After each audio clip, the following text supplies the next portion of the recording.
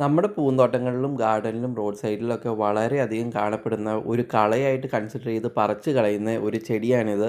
ഇതിൻ്റെ പേര് പൊന്നാങ്കണ്ണി ചീര എന്നാണ്. ഇതൊരു വെജിറ്റബിളും ആണ്. ഇത് കഴിക്കുന്നതുകൊണ്ട് ഒരുപാട് ഹെൽത്ത് ബെനിഫിറ്റ്സും ഉണ്ട്. ഇവരുടെ നേറ്റീവ് ലോകമെമ്പാടും എന്ന് വേണമെങ്കിൽ പറയാം. കാരണം ഏഷ്യയിലും അമേരിക്കാസിലും ഓസ്ട്രേലിയയിലും ഒക്കെ ഒരുപാട് കണ്ടുവരുന്ന ഒരു ചെടിയാണ്. ഇവരുടെ ഇംഗ്ലീഷിലുള്ള കോമൺ പേരുകൾ സെസിൽ, ജോയ്വീഡ്, ഡ്വാർഫ്, കോപ്പർ ലീഫ് എന്നൊക്കെയാണ്. ഗുഡരി അല്ലെങ്കിൽ സാഗ് എന്ന് ഹിന്ദിയിലും, മസ്തകി അല്ലെങ്കിൽ ലോനിക എന്ന് സംസ്കൃതത്തിലും അറിയപ്പെടുന്നു എന്നാണ് പറയുന്നത്. ഇവരുടെ ഒരു സയന്റിഫിക് ക്ലാസിഫിക്കേഷൻ പറയുകയാണെങ്കിൽ അമരാന്തേസിയ ഫാമിലിയിലെ ആൾട്ടനാന്തര സെസിലിസ് എന്ന് പറഞ്ഞ ഒരു സ്പീഷീസ് ആണ്. ഇനി ഇവരുടെ ഒരു ബൊട്ടാനിക്കൽ ഡിസ്ക്രിപ്ഷൻ പറയുകയാണെങ്കിൽ ഇത് നിലം പറ്റി വളരുന്ന ഒരു ക്രീപ്പർ വെറൈറ്റിയാണ്, ഒരു ഹേർബാണ്. നല്ല മോയിസ്റ്റ് ആയിട്ടുള്ള ഹാബിറ്റാറ്റ്സിലാണ് കൂടുതലും കണ്ടുവരിക. പിന്നെ സ്റ്റെമ്മ് ഒരു ചെറിയ പർപ്പിളിഷ് കളറിലേക്ക് വരുന്നുണ്ട്. പക്ഷേ അങ്ങനെ വരണം നിർബന്ധമില്ല, ഗ്രീൻ കളറിലുള്ള സ്റ്റെംസ് ഉള്ളതും ഉണ്ടാവാം. ഈ വീഡിയോയിലെ സ്റ്റെമ്മ് നന്നായിട്ട് ശ്രദ്ധിച്ചു കഴിഞ്ഞിട്ടുണ്ടെങ്കിൽ അറിയാം, അതിൻ്റെ മുട്ടിനോട് ചേർന്ന് ഒരു പേർപ്പിൾ കളറിലേക്ക് മാറുന്നുണ്ട്. ഇതിൻ്റെ സ്റ്റെം ആണെങ്കിൽ പല കഷ്ണങ്ങൾ കൂട്ടി യോജിപ്പിച്ചതിനെ പോലെയാണ് ഇരിക്കുന്നത്. അതായത് ഒരു സ്റ്റെമ്മിൽ നിന്ന് മറ്റൊരു സ്റ്റെമ്മിലേക്ക് ഒരു മുട്ടുണ്ടാവും. ആ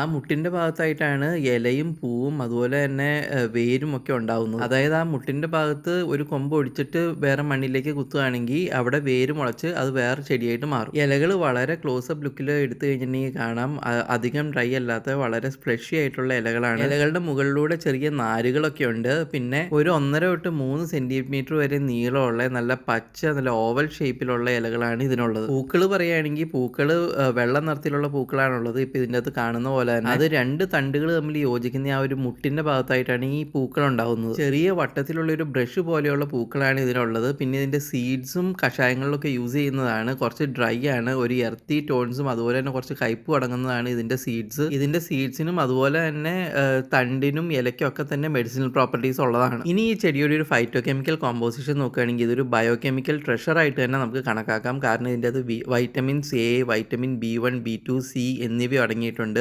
പിന്നെ കാൽഷ്യം, ഫോസ്ഫറസ്, അയൺ എന്നീ മിനറൽസ് അടങ്ങിയിട്ടുണ്ട്. ക്യാമ്പെസ്റ്ററോൾ, ബീറ്റ, സീറ്റെസ്റ്ററോൾ, ഫ്ലേവനോയിഡ്സ്, ആൽക്കലോയിഡ്സ് എന്നീ ബയോ ആക്റ്റീവ് കോമ്പൗണ്ട്സ് അടങ്ങിയിട്ടുണ്ട്. മീഥൈൽ പ്രൊപ്പിയോനേറ്റ് പോലുള്ള എസെൻഷ്യൽ ഓയിൽസ് അടങ്ങിയിട്ടുണ്ട്. പിന്നെ പ്രോട്ടീൻസും സ്റ്റാർച്ചും ഫൈബറും അമൈനോ ആസിഡ്സും പോലുള്ള മാക്രോ ന്യൂട്രിയൻസും അടങ്ങിയിട്ടുണ്ട്. കേരളത്തിൽ ഇതിൻ്റെ ഒരു ഹാബിറ്റാറ്റ് പറയുകയാണെങ്കിൽ ഈ പാടത്തിൻ്റെ വരമ്പിൽ കൂടിയും പിന്നെ കുളത്തിൻ്റെ ഒക്കെ അടുത്തും കനാലിൻ്റെ ഒക്കെ സൈഡിൽ കൂടെയും പിന്നെ ഗാർഡനിലൊക്കെ തന്നെ ഉണ്ടാവാറുള്ള വളരെ കോമൺ ആയിട്ടുള്ള ഒരു ചെടിയാണിത്. ഇത് വെജിറ്റബിൾ കൂടിയാണ്. ഇനി ഇതിൻ്റെ മെഡിസിനൽ യൂസേജും ഹെൽത്ത് ബെനിഫിറ്റ്സ് ഒക്കെ പറയുകയാണെങ്കിൽ ആയുർവേദത്തിലും ഒറ്റമൂലിയായിട്ടൊക്കെ ഇത് യൂസ് ചെയ്യുന്നുണ്ട്. പിന്നെ ഇത് പച്ചക്കറി ആയിട്ടും യൂസ് ചെയ്യുന്നുണ്ട്. മെയിനായിട്ടും പൊന്നാങ്കണ്ണി എന്ന പേര് പോലെ തന്നെ കണ്ണിന് വളരെ നല്ലതായിട്ടാണ് ഇത് പറയുന്നത്. കണ്ണിൻ്റെ സ്ട്രെയിൻ കുറയ്ക്കാനും കാഴ്ചയൊക്കെ ഇമ്പ്രൂവ് ചെയ്യാനായിട്ടും നല്ലതാണ്. പിന്നെ ഇത് ഡയൂറിറ്റിക് ആണ്, അതായത് യൂറിൻ ഫ്ലോ പ്രൊമോട്ട് ചെയ്ത് കിഡ്നി ഡീടോക്സിഫൈ ചെയ്യുന്ന പ്രോപ്പർട്ടി ഉണ്ട്.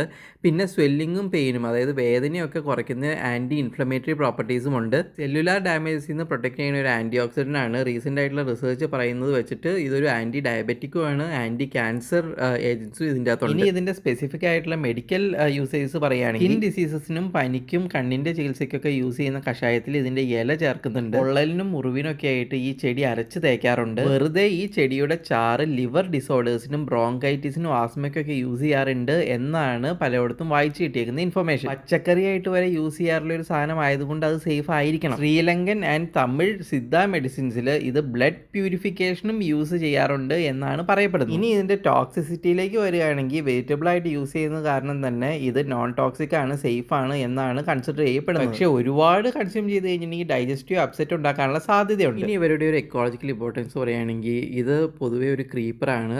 ഈ മണ്ണിൻ്റെ മുകളിലേക്ക് ഒരുപാട് പൊങ്ങി വളരാത്ത ഒരു ക്രീപ്പർ.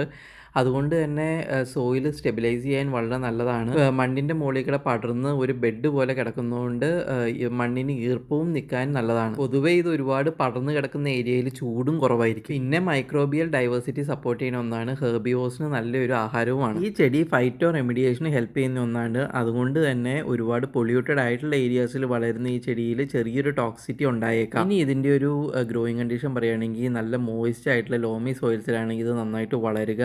വെള്ളം നിൽക്കാതെ നന്നായിട്ട് ഡ്രെയിനായി പോവുകയും വേണം. വെള്ളം കെട്ടി നിന്ന് കഴിഞ്ഞിട്ടുണ്ടെങ്കിൽ ഇത് ചീഞ്ഞു പോകാനുള്ള സാധ്യതയുണ്ട്. അതുപോലെ തന്നെ സൺലൈറ്റ് പാർഷ്യലോ ഫുൾ സൺലൈറ്റോ ഇതിന് ഓക്കെയാണ്. ഇത് പ്രൊപ്പഗേറ്റ് ചെയ്യുന്നത് സീഡ്സ് വഴിയും സ്റ്റെം ഒടിച്ച് കുത്തിയാണ്. ഇനി ഇതിൻ്റെ കൾച്ചറൽ സിഗ്നിഫിക്കൻസ് പറയുകയാണെങ്കിൽ ഇതിൻ്റെ പേര് പോലെ തന്നെ പൊന്നാങ്കണ്ണി എന്ന് വിളിക്കുന്ന പേര് പോലെ തന്നെ ഇത് കണ്ണിന് വളരെ നല്ലതായിട്ട് കരുതപ്പെടുന്ന ഒന്നാണ്. കേരളത്തിൽ ഗ്രാമങ്ങളിൽ വളരെ കോമൺ ആയിട്ട് യൂസ് ചെയ്യുന്ന ഒരു പച്ചക്കറിയാണ്. അതുപോലെ തന്നെ ഓണസദ്യയിലൊക്കെ ഉൾപ്പെടുത്തുന്ന ഒരു വിഭവം കൂടിയാണ്. തമിഴ്നാട്ടിൽ പ്രസവത്തിന് ശേഷമുള്ള ഡയറ്റിൽ ഉൾപ്പെടുത്തുന്ന ഒരു പച്ചക്കറി കൂടിയാണ് എന്നാണ് പറയപ്പെടുന്നത്. നമ്മുടെ നാട്ടിലെ ഗാർഡനിലൊക്കെ വളർന്നു കഴിഞ്ഞാൽ പൊതുവെ കളയായിട്ട് കരുതുന്നതും പറിച്ച് കളയുന്നതുമായിട്ടുള്ള ഒരു ചെടിയാണ്. പക്ഷേ നിങ്ങളിത് കണ്ടു കഴിഞ്ഞിട്ടുണ്ടെങ്കിൽ കളയരുത്. ഇതൊരു പച്ചക്കറിയാണ്. നിങ്ങളുടെ ഗാർഡൻ കിച്ചണിലെങ്കിലും ഉൾപ്പെടുത്തുക. അത്യാവശ്യം നന്നായിട്ട് വളരും. ഒരുപാട് ബെനിഫിറ്റ്സ് ഉള്ള ഒരു ചെടിയാണ്. അതുകൊണ്ട് എങ്ങനെയാണ് ഒരു വിഭവം ഉണ്ടാക്കുന്നത് എന്നുള്ളതിൻ്റെയൊക്കെ ഡീറ്റെയിൽസും വീഡിയോയൊക്കെ തന്നെ ഇഷ്ടംമാതിരി യൂട്യൂബിൽ അവൈലബിൾ ആയിരിക്കും. 1-2 വിഭവമൊന്നുമല്ല, പല വിഭവങ്ങളും ഇത് വെച്ചിട്ട് ഉണ്ടാക്കാവുന്നതാണ്. ഇതിൻ്റെ വേറെ വെറൈറ്റീസ് ആണ് ചോരച്ചീര അല്ലെങ്കിൽ മുൾ പൊന്നാങ്കണ്ണി എന്ന് വിളിക്കുന്ന വേറെയും